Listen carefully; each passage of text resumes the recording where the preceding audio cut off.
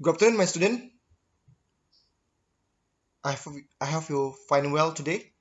So we're going to study about the political economy of international trade. So basically, we will study today what is the political reality of international trade, how the government intervene in markets.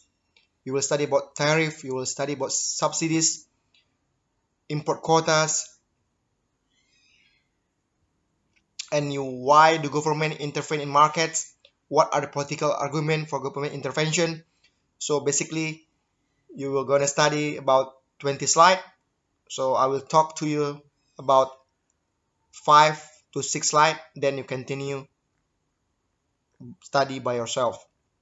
Okay, let's start for the next slide. You've probably heard of free trade before, but do you know what it means? Free trade refers to the situation where government doesn't attempt to restrict what its citizen can buy from another country and what they can sell to another country. Many nations today claim to support free trade, the US for example, but in reality, most countries are only nominally committed to free trade. They tend to intervene in international trade to protect the interests of political important groups. Countries can intervene in market in several ways. Government can implement tariff or subsidies, set import quotas or voluntary export restraint, establish local content requirement or anti-dumping policies, or use administrative policies to make it more difficult for companies to engage in trade. Let's talk about each one. The oldest and simplest ways for government to intervene in the market is to impose tariff, and tariff are the easiest type of trade barrier for the WTO to limit. In fact, we have seen the number of tariffs fall in recent years, while other types of trade barriers have become more common. A tariff just a tax levied on import that effectively raises the cost of imported product relative to domestic product. There are two kinds of tariff. Specific tariff are levied as a fixed charge for each unit of a good that imported, and ad valorem tariff are levied as proportion of the value of the imported goods. Why do government implement tariff? Well, tariffs are beneficial to government because they increase revenues. They also beneficial to domestic producer because tariff provide protection against foreign competitors by increasing the cost of important foreign goods. Of course, this means higher prices for consumer. In 2002, for example, the US steel industry successfully lobbied Congress for protection from foreign import. The US put a valorem tariff of between 8 and 20% on all steel import. As a result, the price of steel product in the US rose 30 to 50%, hurting not only consumer but also manufacturer of appliances, cars, and other steel products. This procedure claimed that the tariff made it difficult to compete in the global market. Questions were raised as to whether the benefit the tariff brought to the steel producer were worth the cost to steel consumers. The tariffs were revoked in 2003 when the WTO ruled that they violated free trade agreement. In any case, there is general agreement that tariffs are unambiguously pro-producer and anti-consumer. Tariff also reduce the overall efficiency of the world economy because they encourage domestic producers to manufacture goods that could be produced more efficiently elsewhere. So we move to slide 4. Subsidies are simply government payment to domestic producers. Government can give subsidies in various ways, including cash grant, low interest loans, and tax breaks. Subsidies can help domestic producers in two ways. They can help them compete against low cost of foreign import, and they can help them gain export market.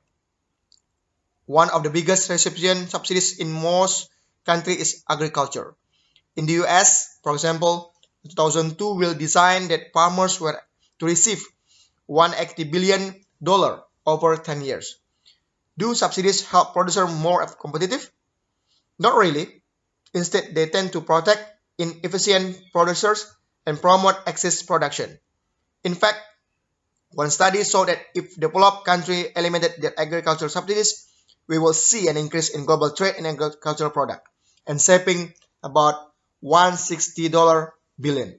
Keep in mind that consumers typically absorb the cost of subsidies. You can learn more about the effect of subsidies in agriculture in the country focused on wheat subsidies in Japan. Another way to intervene in the market is the import quotas, which direct restriction on the quantity of some good that may be imported to in-country. In the US, for example, there's a quota on a cheese import. A tariff quota, which is common in agriculture, is a hybrid of a quota and tariff where a lower tariff is applied to imports within the quota than to those over the quota. The quota rank is the extra profit the producer makes when supply is artificially limited by an import quota. So in the slide 5, how the government intervene in the markets. So we can see that voluntary export restraint are quotas on trade imposed by the exporting country, usually at the request of the importing country's government. In 1981, Japan established voluntary export restraint for the auto industry. Why would country will agree to limit its export? The answer is because the country believes that if doesn't, more damaging restriction might be implemented. Japan believed that the setting by its own limit it could avoid potentially higher limit that could be set by the US. As a result of 1981 voluntary export restraint, for example, Japanese producer earned an extra $1 billion from the higher price charged to consumer because of the trade barriers. Remember that import quotas and voluntary export restraint benefit domestic producers by limiting import competition, but they raise price of imported goods. Local content requirements are another form of trade barriers where the government demands that some specific fraction of goods be produced domestically. Like other types of trade restriction, local content requirements benefit producer but not consumer. For example, the Buy American Act requires government agencies to buy American product unless imports are significantly cheaper. Remember that taxpayers are footing the bill.